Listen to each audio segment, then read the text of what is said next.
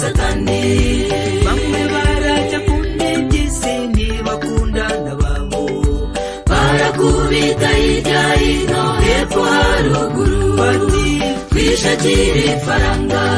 Satani afite amayeri menshi yo kurwanya abana b'Imana, ariko abari muri Yesu tuzamutsinda rwose. Dusanga umukiza maze atwambika imbaraga zo kurwanya Satani. Satani afite amayeri menshi yo kurwanya abana b'Imana, ariko abari muri Yesu tuzamutsinda rwose.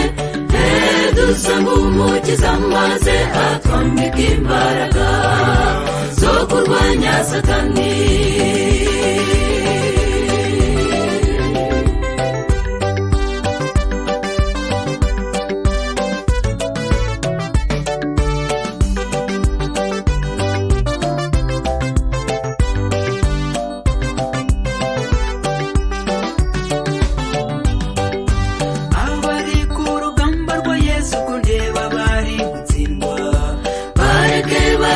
Ibyo byavuzwe yuko atari abacu, byavuzwe na Yohana kandi yari intumwa ya Yesu.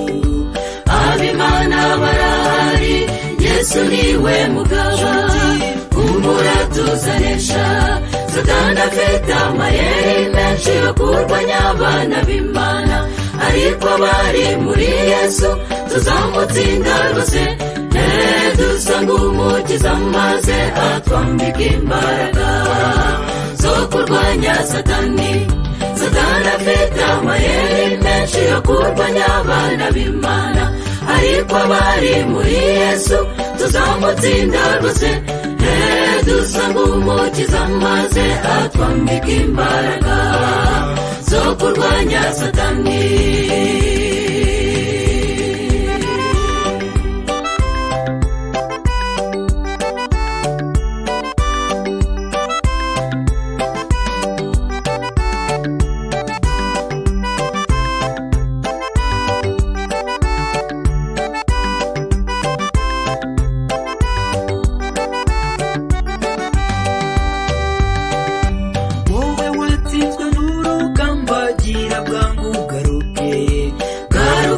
Inshingano yawe maze usanga umukiza. Urateze ibiganza, Yesu arimo guhamagara. Turi mu bihe bikomeye, Yesu niwe buhungiro. Ugaruke kwa Yesu. Satani afite amayeri menshi yo kurwanya abana b'Imana, ariko abari muri Yesu tuzamutsinda rwose. Dusanga umukiza maze atwambika imbaraga zo kurwanya Satani. Satani afite amayeri menshi yo kurwanya abana b'Imana, ariko abari muri Yesu tuzamutsinda rwose. Dusanga umukiza maze atwambika imbaraga zo kurwanya Satani.